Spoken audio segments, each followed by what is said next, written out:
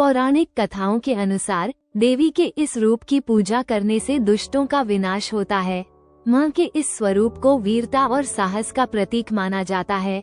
आचार्य बालकृष्ण मिश्र के मुताबिक दुष्टों का नाश करने के लिए आदिशक्ति ने ये रूप धारण किया था।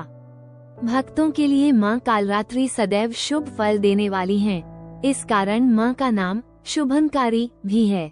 ऐसी मान्यता है कि मां कालरात्रि की कृपा से भक्त हमेशा भयमुक्त रहता है।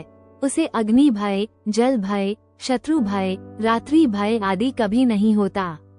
शुंभ और निशुंभ ने स्वर्ग पर अधिकार कर लिया है। हमारे योद्धा पराजित हो चुके हैं। अब देवताओं का अस्तित्व संकट में है। हमारे पास अब कोई उपाय नहीं बचा है। इंद्रदेव, इन असुरों की शक्ति असाधारण है। रक्त बीज जैसा असुर तो किसी वरदान के कारण और भी अदम्य हो गया है। उसे मारना असंभव प्रतीत हो रहा है।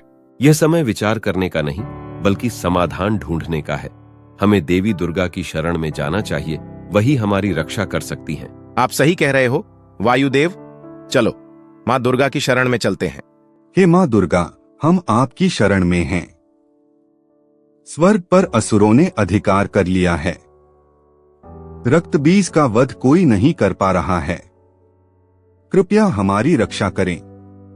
हे देवगण, चिंता मत करो। रक्त बीज की अजेय शक्ति से भयभीत होने की आवश्यकता नहीं है। उसे हराने का उपाय मेरे भीतर ही छिपा है। आज मैं अपनी समस्त शक्ति को जागृत करूंगी। हर रक्त कण से जन्म लेने वाले रक्त बीज का अंत करूंगी और उसे पराजित कर पृथ्वी को उसके आतंक से मुक्त करूंगी। मैं तुम सबकी रक्षा का वचन देती हूँ। जब तक मैं यहाँ हूँ, कोई भी दुष्ट शक्ति तुम्हारे निकट नहीं आ पाएगी। यह युद्ध अब मेरा है और विजय निश्चित है। कोई भी मुझे नहीं मार सकता। मेरे रक्त की हर बूंद से एक नया रक्त बीज जन्म लेता है। जब तक मेरी एक भी बूंद इस धरती पर गिरेगी, मैं अमर रहूंगा।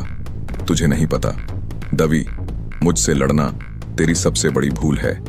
तेरी शक्तियां भी मेरी अमरता के आगे बेअसर हैं। तू चाहे जितनी बार मुझे मारने का प्रयास कर, हर बार मैं पहले से अधिक शक्तिशाली होकर लौटूंगा। रक्त बीज, तेरा अंत अब निश्चित है। मैं तुझे उसी प्रकार से मारूंगी कि तू फिर से उत्पन्न न हो सके। तूने अपने रक्त की हर बूंद से नया जीवन पाया है, लेकिन अब यह शक्ति तुझ पर ही भारी पड़ेगी। तूने अपने आतंक से देवताओं और मनुष्यों को भयभीत किया है, पर अब तेरा खेल समाप्त हो चुका है। मेरे इस प्रचंड रूप से बचना असंभव है। तेरे आतंक का यह आखिरी क्षण है रक्त बीज, क्योंकि अब मैं तेरे समस्त अस्तित्व को मिटाने के लिए तैयार हूँ। ये असंभव है। मेरा अंत कैसे हो सकता है? मैं तो अमर हूँ। मेरे रक्त की हर बूंद से एक नया रक्त बीज जन्म लेता है। फिर ये कैसे संभव हुआ? मेरी शक्ति इतनी विशाल थी, कोई भी मुझे हराने का साहस नहीं कर सकता था। ये क्या हो रहा है? मेरा शरीर क्षीण हो रहा है। मेरी शक्ति मुझे छोड़ रही है।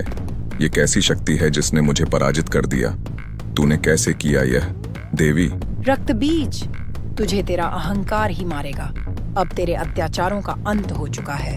हे मां कालरात्रि, आपने हमारी रक्षा की और हमें स्वर्ग पुनः प्राप्त कराया।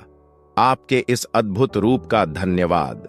यह मेरा कर्तव्य था इंद्रदेव।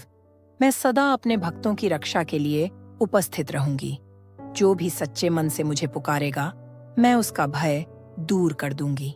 हे मां कालरात्रि, हमें शक्ति और साहस प्रदान करो।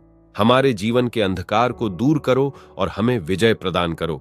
मां कालरात्रि का यह रूप हमें सिखाता है कि अगर हमारे पास आत्मबल और साहस हो तो हम हर चुनौती का सामना कर सकते हैं। मां कालरात्रि का भयानक रूप हमें यह बताता है कि जीवन के सभी अंधकार और संकटों को शक्ति से हराया जा सकता है। धन्यवाद। आपने हमारे सनातन से जुड़े इस विशेष अध्याय को देखा।